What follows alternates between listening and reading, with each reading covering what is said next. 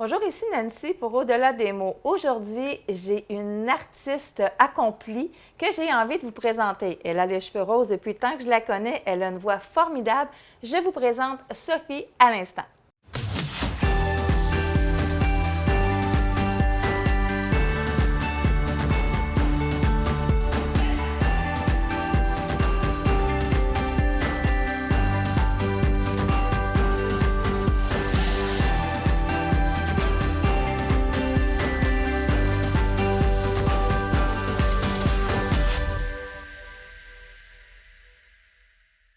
Sophie, Bonjour Nancy. merci d'être venue directement chez moi. Tu es la première, dans le fond, que j'invite à la maison pour un Au-delà des mots. Wow. On peut voir que j'ai mes deux petits gars qui sont pas loin, qui t'ont déjà adopté. Ils vont finir par bouger un petit peu. Merci d'avoir accepté. Je ne te connais pas vraiment, puis j'avais envie de savoir qui était Sophie, autre que la chanteuse aux cheveux roses. Bien, premièrement, merci de m'accueillir. C'était une belle invitation quand tu m'as contactée. Parce que dans le fond, je t'avais vu sur les réseaux sociaux, sans dire tout de suite aux gens le pourquoi du comment, mais je t'avais vu sur les réseaux, bien, on était amis sur Facebook et tout ça, comme beaucoup de chrétiens qui se connaissent. Puis, j'ai vu que tu avais parti à un moment donné un réseau spécifique, spécial, puis là, j'ai dit, j'aimerais tellement ça que tu puisses venir en parler. Je commence toujours par l'enfance, ça m'aide un petit peu à savoir où me diriger pendant la conversation. Puis, bien, je suis curieuse de savoir, est-ce que toi, Sophie, tu as toujours été chrétienne? Bien, toujours été chrétienne, c'est un gros mot. Fait que je dois dire non, mais selon ce qu'on est habitué, oui. J'ai grandi dans une famille chrétienne. Mes parents étaient chrétiens, donc on allait à l'église. Ça faisait vraiment partie de ma vie intégrante, l'église. À un moment donné, il y a eu une école chrétienne à l'église où on allait.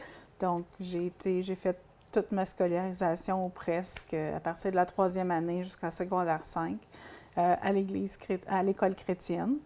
Et après parce que, ça, tu sais, moi, quand j'entends ça, je me dis, tu sais, parce qu'aujourd'hui, ça n'existe plus, des écoles secondaires chrétiennes. Moi, en tout cas, moi, je n'ai jamais vraiment entendu parler. Il reste quelques cas, quelques petites écoles ici et là que je sais, mais oui, c'est beaucoup moins. Il y en a beaucoup moins que peut-être à une certaine époque, là, dans les années fin 80, 90. Mais c'était beaucoup populaire. Ouais. Plus jeune, on va le dire comme ça, dans ton temps. Dans mon temps, exactement. Ton temps, on en voyait, puis c'était pas rare que les jeunes allaient dans des écoles chrétiennes. Fait que toi, dans le fond, dans ton adolescence, ta jeunesse, ton adolescence, tu étais avec des chrétiens. Est-ce que, selon toi, ça s'est passé mieux que peut-être d'autres personnes, d'autres ados? Bien, probablement que non, vraiment, honnêtement, parce qu'une année, on a tout un choix à faire. Puis, aujourd'hui, je suis quand même dans tout notre groupe d'amis qui allaient à l'école ensemble, je dirais. Je suis une des seules qui encore va à l'église de façon courante et qui a vraiment, je pense, une foi, je vais dire, plus en action. Il y en a sûrement beaucoup qui croient encore en Dieu ou d'une forme quelconque, mais il n'y en a pas beaucoup d'entre nous qui, malheureusement, vont encore à l'église puis vivent leur foi dans une communauté chrétienne. Est-ce que tu dirais que parce que tu allais à l'église chrétienne et que là, tu allais dans une école chrétienne, est-ce que c'est vrai ce qu'on dit, que les jeunes passent par une adolescence plus facile parce qu'ils sont chrétiens ou ça reste des ados, puis ça peut faire mal, puis ça peut... sans avoir réussi nécessairement à avoir Dieu dans leur vie, parce que pas parce qu'on va à l'école chrétienne que nécessairement on est chrétien. Est-ce que tu as vu, toi, une différence? Non, je pense que tout le monde vit tout le monde a une dynamique familiale différente. Tout le monde, chaque adolescent vit son adolescence, a à un moment donné une certaine crise, je vais dire, certaines plus aiguës que d'autres, mais il y a souvent des remises en question quand on est adolescent. Puis que tu sois dans l'église, dans une école chrétienne, tu passes par les mêmes choses. Est-ce que toi, tu en as eu? Bien, oui, à ma façon. Tu sais, j'ai pas été touchée à la drogue. Tu sais, j'ai pas sombré là-dedans, mais je me suis remis quand même en question à un moment donné. Est-ce que oui, j'avais donné mon cœur à Jésus rendu à ce moment-là, mais est-ce qu'il a fallu quand même, je me demande la question, est-ce que le Dieu de mes parents, je veux vraiment qu'il soit mon Dieu? J'ai eu à faire face à ça. Je pense qu'une des choses que moi, qui m'a vraiment aidée à rester accrochée à Dieu, c'est le fait que j'ai été, depuis ma jeune enfance, impliquée dans l'Église. OK. Puis ça, je pense que ça a fait une grande différence. T'sais, mes parents aussi, c'était des gens impliqués. Ils servaient dans l'Église, dans toutes sortes de ministères. Ils aidaient à droite, à gauche. Mon père, il a toujours été portier toute sa vie, placeur. Il accueillait les gens. Ma mère était en charge du ministère des femmes, groupe de prière. Est-ce que toi, quand tu mentionnes que tu as toujours été quand même impliquée, est-ce que déjà, quand tu étais jeune, c'était le chant, la louange dans lequel tu étais impliquée, ou ça a pris un petit aperçu dans le sens que tu connaissais pas ce don-là, puis à un moment donné, il y a quelqu'un qui l'a découvert pour toi. Comment ça s'est passé, toi, ce côté-là? Bien, tu vois, c'est arrivé quand même assez tôt, mais tu sais, justement, quand jeune, là, 5 ans, 6 ans, 7 ans, 8 ans, il y avait toujours des spectacles de Noël.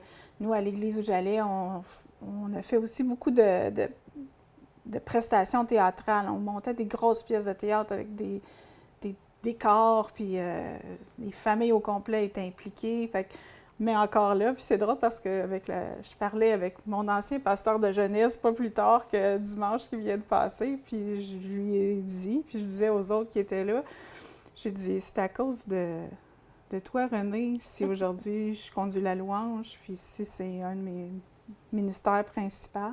Puis dis-moi, parce que tu sais, comme tu disais tantôt, bon, tu es né dans une famille chrétienne, tu as été au primaire, au secondaire avec des chrétiens. Ouais. Et puis là, à un moment donné, je vais le dire comme ça, tu rentres dans le monde. Tu rentres dans le monde où ce que là, un coup que l'école est terminée, ben, tu l'as vu quand même un peu avant parce que tu as fait jusqu'à ça. Oui, sont tannants. Tu as fait jusqu'à secondaire 5. Mais à quelque part, est-ce que, exemple, rendu autant où ce que là, il faut que tu trouves un travail, des choses comme ça, est-ce que tu as vu des différences? Parce que je ne veux pas dire qu'on est dans Watt, là, mais tu sais, c'est comme, tu sais, c'est censé d'être des gens qui ont les mêmes valeurs, des gens, tu sais, qui ont les mêmes visées, sont censés d'aimer Dieu, puis d'aider son prochain. Puis là, tu arrives dans le monde où ce que là, à moins que tu travailles à l'église, où ce que tu es encore entouré de chrétiens qui veulent la même chose que toi, mais là, le fait que... Bon, parce que je sais que tu travailles dans un travail séculier. Oui, au moins, je le sais. Oui. Puis si je ne me trompe pas, c'est au niveau administratif.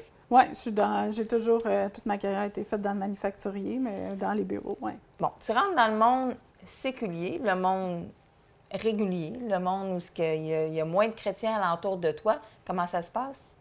Alors, je pense pour moi, ça s'est quand même bien passé. C'est sûr, après le secondaire, je suis allée au cégep. Fait que, comme tu dis, c'est le monde, c'est différent. Mais tu sais, je pense que j'ai quand même je suis une personne qui a quand même beaucoup d'ouverture. Fait que pour moi, quand les discussions se font dans le respect, bien, on peut en avoir des discussions, mais j'étais ferme dans ma foi, puis qu'est-ce que je croyais. Les cheveux roses sont arrivés quand, les cheveux roses? Ça fait quand même quelques années, mais je dirais 2017-2018. Fait que pas tant d'années que ça. Quand même, parce que moi, j'étais toujours avec les cheveux roses. C'est ça. Ben, à vrai dire, mon fils, qui a 6 ans et demi, m'a connu avec les cheveux roses aussi. T'as pas eu peur au début? Non, ben... Parce que c'est un rose quand même... Oui, ça flash. Non, mais tu t'assumes. Je m'assume, oui, c'est ça. Ben, je change pas souvent, mais quand j'ai l'idée que je change... Normalement, ça va être pour un bon bout. OK. Oui, fait que, tu sais, de base, là, ma couleur naturelle, je suis châtaine. Tu sais, souvent, les gens vont dire « Tu connais-tu Sophie? » Ah, ça me dit... Elle chante, elle a les cheveux roses. Oui, c'est ça. Là, les gens, c'est comme c'est ta marque de commerce, on va dire. Là, c'est comme... fait que dans le fond, tu peux pas les enlever, là, tu sais. Mais je te dirais, c'est quand, là, tu disais, bon, 2018 à peu près... C'est comme tu as dit, j'ai envie d'un changement, puis je fais ça, puis tu as fait « Wow, j'aime ça ». Oui, c'est ça. Je parlais à ma coiffeuse, puis là, je disais « OK, je veux changer ». Elle aurait dit que j'étais pas mal rousse, très orange. Ah oui? Ouais. Oh merde! Plusieurs années, là. J'ai été cette couleur-là plusieurs années. Puis là, je dis « OK, j'ai besoin de changement », fait que... Écoute, bon, là, on dit, tu chantes, là, tu vas, dans une église, tu demeures à Saint-Hyacinthe, là, tu diriges la louange à Saint-Hyacinthe, bon, tout va bien et tout ça. Puis, on va aller sur les réseaux sociaux. Parce que je mentionnais que, bon, moi, ça fait quand même quelques années que je te connais, pas personnellement, mais au niveau, là, tu sais, on se croise, bon, j'aime autant le chant. Puis, à un moment donné, j'ai vu sur les réseaux sociaux, tu as commencé à poster quelque chose d'un peu plus personnel. Et puis, c'était une opération. Bariatrique. Bariatrique. Est-ce que tu veux nous en parler, à savoir quand est-ce que tu as pris cette décision-là? Toute ma vie, j'ai eu un surplus de poids. OK. Depuis ma jeunesse, c'est comme ça. Fait que, tu sais, oui, dans mon cheminement d'adolescence, ben tu sais, il y a ça qui te... Qui a dérangé des fois. Oui, c'est ça, tu sais, qui vient prendre une certaine place, puis du questionnement, ou tu sais, qui a causé beaucoup de blessures aussi, tu sais, puis dans mon enfance aussi. Quand on est jeune, justement, que tu ailles à l'école chrétienne ou que tu n'y ailles pas, malheureusement, un enfant, c'est un enfant, puis un enfant, ça peut être méchant dans ses commentaires, tu sais, fait que c'était comme ça. Fait que, tu sais, des commentaires sur ma grosseur, sur qu'est-ce que j'avais de l'air, j'en ai eu. C'est ça, c'est des mots qui blessent. On ne se le cachera pas, c'est des mots qui blessent. Puis des gens aussi, des adultes dans leur bon vouloir, mais je vais dire aussi aujourd'hui dans la maladresse, te donnent des commentaires. Ben, tu sais, si tu perdais un peu de poids, tu serais encore plus belle. Si tu prenais soin des de adultes, toi. Là, qui disent ça, là. Wow, OK. Ouais. Wow, Fait OK. que, tu sais, les gens ne réalisent pas parce que le fond, il est bon. Tu sais, tu dis c'est pour le bien-être de la personne que tu vas dire quelque chose comme ça. Mais s'il vous plaît, retenez-vous. Je ne peux que dire ça. Ben oui, apprenez à ne pas donner des commentaires comme ça. Ça peut détruire la vie de quelqu'un. Tu sais, honnêtement, moi, si ça n'avait pas été de Dieu qui est venu guérir ces blessures-là, je ne sais pas aujourd'hui. Ça aurait pu me mener à la dépression, à je ne sais pas où. Puis je pourrais en parler grandement, longuement de l'obésité, parce qu'il y a une autre chose aussi, c'est que je me suis instruite.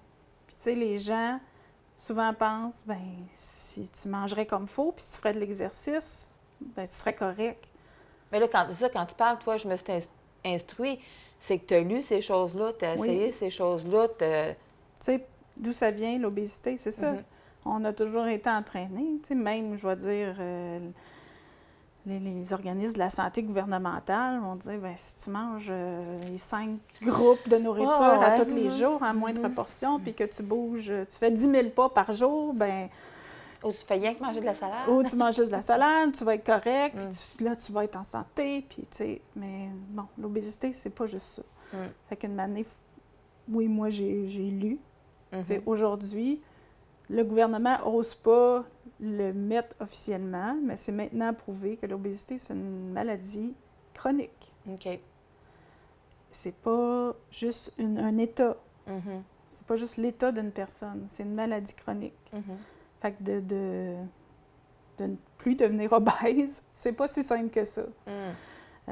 Puis il y a des gens qui arriveront jamais. À un certain âge aussi. Ben, il y a aussi, oui, c'est ça. Nous autres, les femmes, tu sais, moi, j'arrive là, préménopause. Fait que quand les hormones se mettent de la partie, ben il y a plein d'affaires qu'on peut pas contrôler. Probablement que tu as essayé des choses, même si les gens, eux autres, ne le voient pas, ces choses-là, puis qu'ils pensent que tu fais rien, puis que c'est voulu, ou il y en a peut-être même qui ont dit que c'était de la paresse ou quoi que ce soit. Toi, tu arrives, puis tu prends une décision. Ou ce que là, tu dis, je vais passer à l'opération? Oui. À vrai dire, en 2013, j'ai eu une première chirurgie bariatrique. OK. À ce moment-là, c'était tout nouveau. Ils appelaient ça, en anglais, ils appelaient ça le lap band. C'était une anneau gastrique. Ce qu'ils ont fait à ce moment-là, fait qu'en 2013, quand j'ai eu la chirurgie, c'est ça. Ils sont venus, c'est une anneau de silicone qui viennent installer alentour de l'estomac. Fait que c'est assez mineur comme chirurgie, dans le sens que là, ils touchent à rien. Okay. Ils font juste venir mettre quelque chose. À ce petit anneau-là, il y a un petit tube qui se rejoint ce qu'ils appelle un boîtier qui est accroché, cousu après un muscle. Et à travers ce boîtier-là, ils pouvaient venir avec une seringue insérer ou aspirer.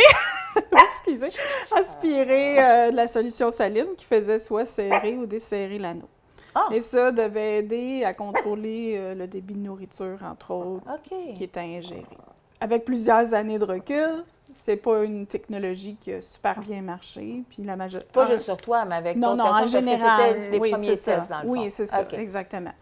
Mais t'avais-tu vu quand même une différence pour toi les premières semaines, premiers mois? Puis c'est revenu ou t'as rien vu du tout de différence? Oui, j'en ai eu un peu parce que veux pas aussi après une chirurgie comme ça, ben là, tu te mets pas à manger du steak la journée d'après, là. Fait qu'il y a tout un processus, puis fait que quand t'es, mettons, au liquide pendant 2 semaines, ben c'est sûr que tu vas perdre du poids, tu sais.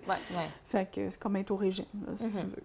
Bon, fait que ça l'a quand même aidé, là, je te dirais, j'ai perdu et pas repris à peu près 50 livres quand même. De cette chirurgie-là. Ça donne oui, c'est ça. De l'espoir, puis ça t'encourage. Oui, mais après ça, c'était tout, là. Fait que, mais c'est ça, comme je disais, ici au Québec, ils ne font plus cette opération-là. Le taux de succès n'est pas assez élevé, tout ça. Puis même, il y a beaucoup de gens qui ont eu des complications suite à ça. Fait qu'ils se sont fait enlever l'anneau. Moi, j'étais un peu rendue là. L'anneau m'achalait plus qu'elle m'apportait du bien. Donc, j'ai rencontré un chirurgien. J'ai demandé à ce qu'elle soit enlevée. Puis, on a évalué. OK, est-ce qu'on fait une autre chirurgie bariatrique en même temps? Ça, c'était toujours en 2013? Non. Fait qu'en 2013 jusqu'à 2024. Tu avais toujours cet anneau-là? Oui, j'ai eu l'anneau, c'est ça. Quand même? Là, en 2024, là, c'est là que ça a commencé à m'achaler, puis je voulais la faire enlever. Fait que j'ai recommuniqué avec le chirurgien. Puis, c'est là qu'on a jasé, on a évalué. Il dit, OK, bien, je dis, là, je veux la faire enlever. Il dit, il n'y a pas de problème, on va l'enlever. Ça te faisait-tu peur? Tu sais, tu te dis, non. Tu vois plus grand changement, mais là, tu l'enlèves, je vais-tu revenir... Rendu là, non. Non. Okay. L'inconfort que ça me créait. OK, ça crée un inconfort. Là, j'avais quand même souvent de l'inconfort. Même là, j'étais revenue à avoir des vomissements par moment, puis tout ça. Fait que là, non, j'étais prête à assumer ce qui était pour arriver après ça. C'était plus un bien-être, là, oui, pour moi, c'était un bien-être, là, j'allais rechercher. Mais là, fait qu'en discutant avec le chirurgien, on dit, OK, bien, est-ce qu'on regarde pour faire une autre chirurgie bariatrique à la place? C'est lui qui te l'a proposé, en plus. Pour voir. Fait que je dis, OK, je n'étais pas encore sûre à 100%. Parce que j'avais quand même, pendant un bout de temps, fait l'alimentation cétogène. Puis j'avais eu quand même un certain succès avec ça. J'avais réussi à reperdre du poids aussi. Fait que je me suis dit, au pire... J'ai toujours ça. Oui, j'ai quelque chose qui fonctionne quand même pour au moins stabiliser au minimum mon poids. Fait que j'ai dit, OK, bon, on va évaluer. Il dit, mais de toute façon, il faut passer des examens juste pour voir est-ce qu'on serait capable de faire les 2 chirurgies en même temps. C'est quoi l'état de ton estomac à l'intérieur? Est-ce qu'il y a des tissus cicatrisants? Bon, fait qu'il y avait une certaine évaluation à aller faire. Fait que j'ai passé quelques examens. Puis c'est tout revenu positif. C'était bon. Fait que dans le fond, il dit on devrait être capable d'enlever l'anneau et de refaire une chirurgie bariatrique dans la même opération. Ce qui ne m'intéressait pas, c'était d'avoir 2 opérations un peu back-à-back. Il parle d'à peu près 6 mois entre les 2. Toi, tu te dis, tant qu'à en faire un, on fait tout au complet. Oui. Puis, tu sais, un peu aussi dans ma prière avec Dieu, c'était ça, de dire, OK, bien, c'est ça. Je voulais avoir la paix, que c'était pour moi de refaire une autre opération bariatrique. Puis aussi, c'était laquelle? Parce qu'il y a plusieurs types d'opérations bariatriques. OK. La moins invasive, un peu celle que j'ai finalement eue, plus tôt cette année. Ils appellent ça une sleeve. Il y a un autre terme bien médical que je me rappelle jamais. Fait que puis ça consiste, dans le fond, il enlève à peu près 75% de l'estomac. Fait que là, il reste une petite bande d'estomac qui appelle comme une manche, une sleeve. De là vient le nom. Là, avant de continuer, parce que justement, tu as parlé de Dieu, tu as dit, tu sais, je priais parce que je voulais être en paix et tout ça. Puis tu sais, j'essaie de réfléchir des fois à ce que des gens... Bon, déjà, tu disais que des fois, il y a des gens, de façon maladroite, arrivaient avec des commentaires. Puis là, bien, probablement, en mettant ton annonce, bien, pas une annonce, mais tu sais, en disant, si vous voulez en savoir plus, puis vous voulez me suivre durant mon opération, vous pouvez me suivre à tel endroit. C'est là que je me suis inscrite, parce que moi, ça m'intéressait. Je ne connaissais pas ça, puis j'avais envie d'en connaître un peu plus. Est-ce que, du moment que tu as choisi ça, est-ce qu'il y en a qui t'ont dit, bien voyons donc, tu n'as pas foi en Dieu, puis il faudrait que tu travailles plus, c'est la version facile, ou tu en as aussi encore, de façon maladroite, qui t'ont dit, bon, il était temps que tu prennes ta vie en main. Tu sais, c'est deux côtés. Ou tu as peut-être une troisième version où ils vont dire, on va continuer à prier pour toi. Si ce que tu sens que c'est Dieu qui veut pour toi, bien, c'est merveilleux, puis on te soutient dans tout ça. J'imagine que tu as eu les trois... Je pense que peut-être, tu sais, mon entourage immédiat me connaît assez qu'ils ne m'ont pas fait de commentaires trop négatifs. J'imagine. Non, puis à vrai dire, honnêtement, tu sais, on dit souvent, on a notre village. Je pense que j'ai un bon village. OK. Fait que les gens, peu importe les voisins, oui, tu t'en tenais aux choses de ton village. Mais est-ce qu'encore aujourd'hui, tu sais, bien là, c'est ça. Fait que je me suis fait opérer en janvier. Mais tu sais, c'est un processus qui a été long. Fait que tu sais, on parle de 2024 à voir la date en décembre. J'ai eu le coup de moi, je téléphone. pensais, là, parce que tu m'as parlé de ton médecin, ta rencontre. Moi, je pensais que bac à bac, tout se fait. Non, c'est ça. Bien là, le temps de passer les examens, la gastroscopie et tout ça.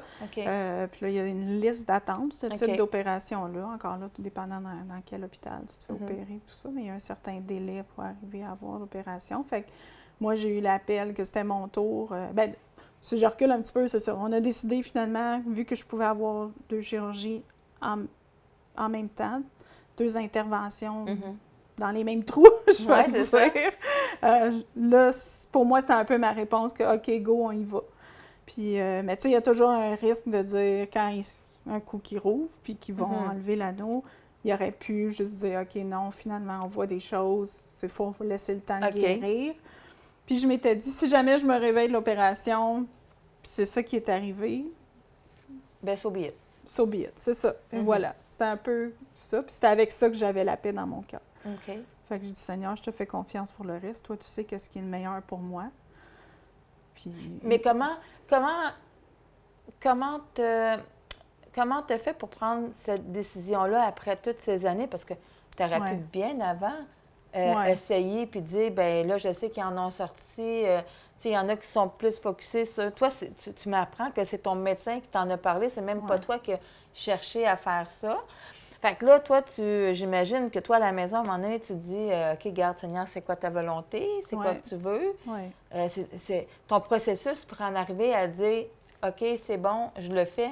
C'est-tu un peu comme ça? C'est-tu de cette façon-là que tu as pris? C'est ça, vu quand on a parlé avec le chirurgien, tu sais, je savais que ça existait, là, ces opérations-là. Oui, les autres types d'opérations. Oui, c'est ça. Là, tu sais, la sleeve, là, on entend beaucoup plus parler aujourd'hui, là, mais ça se faisait, là, 25-30 ans. Ah, quand même! Mais avant, ils appelaient ça brocher l'estomac. Souvent, c'est peut-être ça qu'il y a des gens qui ont entendu se faire brocher l'estomac. Mais c'est sûr que la technologie... Toi, tu avais essayé l'anneau, mais ça existait, brocher l'estomac avant quand même. C'est ça. Mais c'était tellement la nouvelle technologie, c'était pas invasif non plus parce qu'il, justement, il coupait rien, il touchait pas vraiment aux organes. Tu sais, il déplaçait pas des organes. Fait que c'était révolutionnaire, l'anneau, dans ce temps-là. Mais... Puis je connais au moins 2 femmes aux États-Unis, 2 connaissances à moi, pour qui ça a marché. Pour qui ont perdu là, plus de 100 livres là, avec l'aide de l'anneau. Fait qu'il y en a pour qui ça a fonctionné, mais la grande majorité, ça n'a pas été les meilleurs. Mais quand même, 50 livres. 50 livres, c'est ça. Tu te dis, c'est 50 livres que j'aurai encore. Oui, exactement. Donc, c'est ça. Fait que, tu sais, quand il m'en a parlé, j'étais ouverte déjà à en entendre parler, mais j'avais pas de décision de prise, tu sais.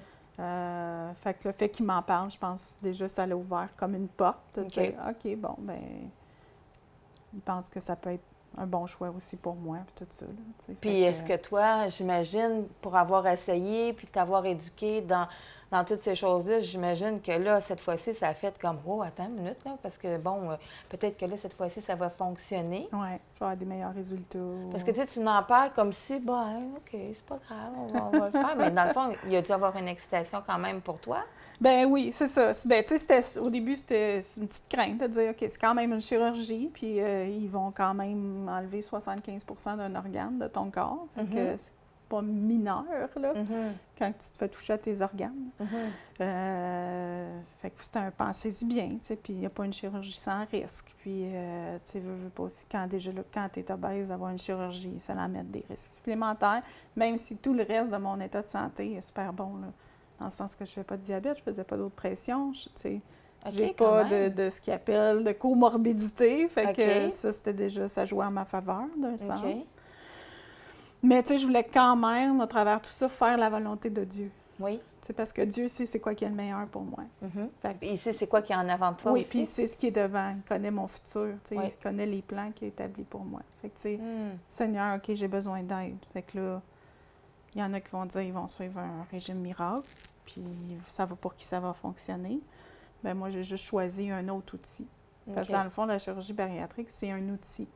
C'est pas un miracle non plus. Mais c'est surtout un outil aussi quand tu as essayé quand même d'autres choses aussi avant. Oui. Fait que donc, c'est pas vrai nécessairement qu'on prend la facilité. C'est qu'on s'est éduqué puis qu'on a essayé des choses avant. Puis ça, c'est important que les gens le sachent puis qu'on enlève le mythe de on fait ça parce que c'est la voie la plus facile. Oui, mais puis je peux dire aujourd'hui que c'est pas la voie la plus facile. Non, parce qu'il y a quand même un rétablissement et tout ça. Là, oui, c'est puis d'autres habitudes de vie aussi à prendre. Ben, oui, tu peux pas revenir comme ce que tu faisais avant aussi. Là. Ben non. Ton estomac est quand même rapetissé. Oui. Aujourd'hui, là, s'il y a quelqu'un qui t'écoute puis qui dit « Écoute, j'ai essayé plein de choses. Moi aussi, les gens me disent des propos des fois déplacés, même si... les gens s'aiment ou quoi que ce soit. Qu'est-ce que tu pourrais dire à ces personnes-là aujourd'hui qui vivent quelque chose ou qui se posent la question, comme je te disais, bien, est-ce que c'est vraiment de Dieu qu'on passe par là? Est-ce que, tu sais, parce que Dieu nous crée d'une façon, on ne devrait pas s'accepter comme on est. Qu'est-ce que tu dirais à ces personnes-là? Je vais dire, prends jamais de décision si tu n'as pas la paix dans ton cœur. Sauf que c'est pas aux autres personnes à venir mettre la paix dans ton cœur. C'est pas l'acceptation des autres. C'est Dieu qui va mettre la paix dans ton cœur. Fait que ferme la porte de ta chambre, assis-toi avec le Seigneur, puis dis-y. Vide-y ton cœur au Seigneur. Dis-y. Seigneur, tu le sais. Ça fait des années. Tu peux être une femme qui a eu des enfants. Oui.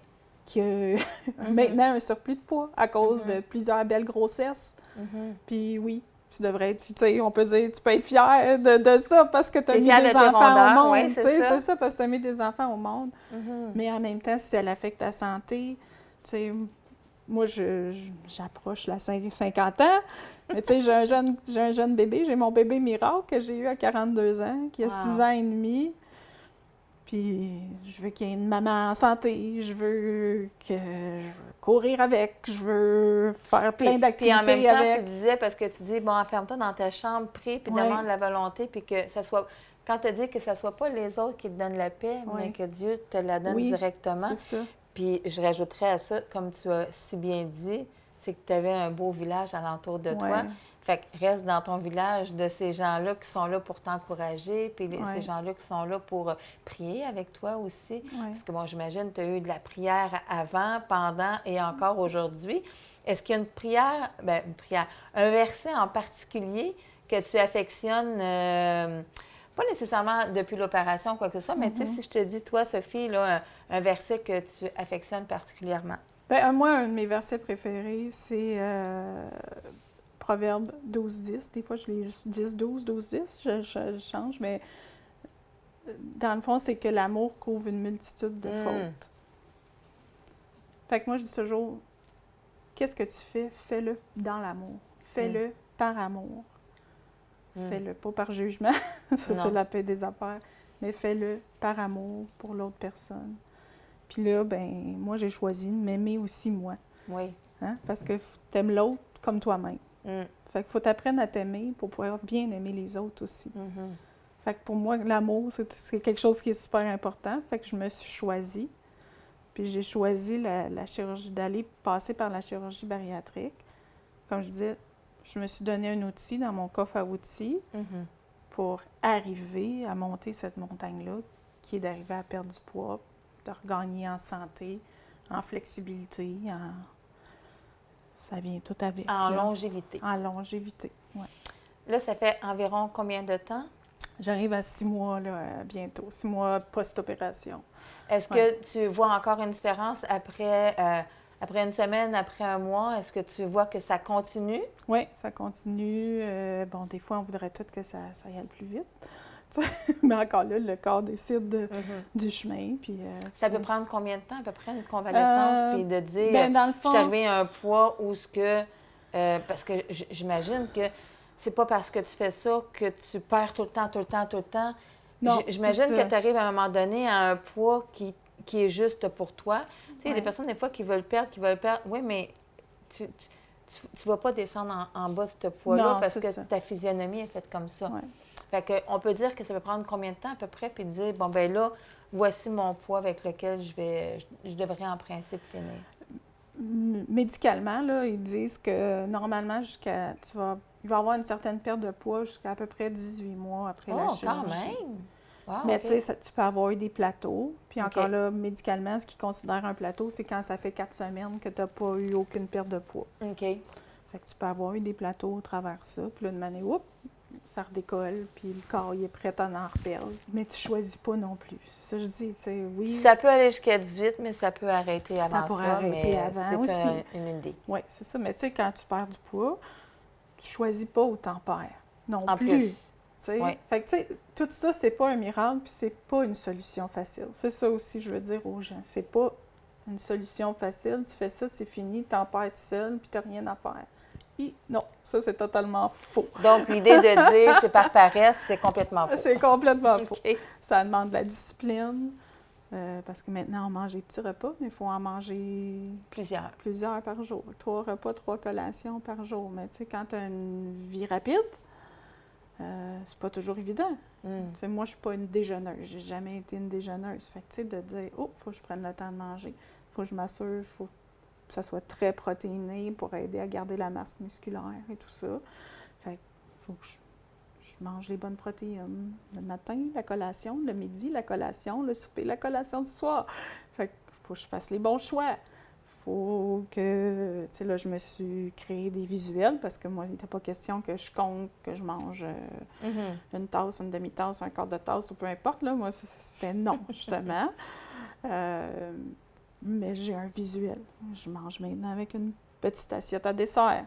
Je mange souvent avec une fourchette à dessert pour m'aider à manger plus lentement, m'assurer que je mastique mieux, des choses comme ça. Bon, est-ce que tu trouves que depuis l'opération, il y a quelque chose qui a changé entre toi et Dieu?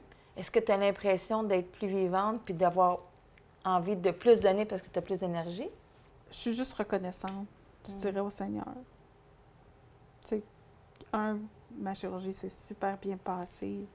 J'ai pas d'effets secondaires. Il y en a qui en ont. Il y en a que ça prend vraiment du temps, ce qui arrive à manger certaines choses.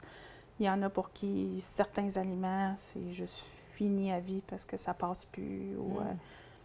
Mais moi, je peux pas dire ça. Là. Tout va super bien. Puis je continue. Tu sais, ma perte de poids, j'ai pas eu de plateau encore. J'ai perdu mes cheveux. Ça, c'est une autre affaire. Ça peut être un autre effet secondaire. En même temps, c'est de la ménopause. Mais c'est ça, il y a un mélange de préménopause là-dedans aussi. Mais bon. Fait que j'ai eu une bonne coiffeuse qui m'a aidé avec des bons produits qui ont aidé à ralentir la chute. Mais tu sais, fait qu'il y a des côtés, je veux dire, plus négatifs à ça aussi, mais on apprend à vivre avec. Puis, merci. Bien, je sais que c'est quand même pas un sujet, tu sais, que tout le monde aisément peut en parler. Ouais. Puis que là, tu es venue à la maison révéler des choses, de dire, dans le fond, comment tu t'es sentie dans tout ça, comment que tu es aujourd'hui, avec humilité. Puis de dire, tu sais, parce que bon, il y a beaucoup de femmes, je parle des femmes parce que souvent c'est les femmes là, à qui ça dérange plus, là. Mais bon, je sais quand même qu'il y a des hommes à qui ça dérange. Mais tu sais, c'est quand même, il faut un courage, il faut une belle humilité pour être capable de venir en parler sans tabou. Puis écoute, pour ça, je te remercie. Je dirais même aux gens, s'il y en a qui ont des petites questions, qui veulent en savoir un petit peu plus, bien, je leur dirais, écrivez-moi à info@commercialtheovox.tv. Si vous avez des questions spécifiques à Sophie, parce que c'est elle qui a passé par cette opération-là, puis qui a quand même essayé aussi plusieurs autres choses, je pourrais à ce moment-là peut-être demander à ce que Sophie puisse vous répondre. C'est une page, fait que vous pouvez suivre ma page sur Facebook. Sophie, mon histoire chirurgie bariatrique. Fait que vous pouvez chercher ça puis suivre. Je suis pas la meilleure à poster régulièrement, mais quand j'ai quelque chose à dire, ben je vais le partager. Pour aider les personnes. Pour des aider. Repas, des idées de collation, Oui, des c'est choses ça. comme ça. Juste dire où j'en suis rendue, ce que je vis, puis où j'en suis. Comme là, je suis due pour justement parler de mes cheveux, où j'en suis rendue sur mes cheveux. Puis où j'en suis rendue dans ma perte de poids. Mais oui, puis je réponds à plein de questions que les gens peuvent avoir. Bien, merci. Merci Ça fait énormément de t'être prêté au jeu, d'avoir voulu répondre à nos questions. Ça me fait vraiment plaisir que tu sois venue à la maison. Bien, merci de m'avoir accueillie, Nancy. Ça fait un plaisir. Merci tout le monde.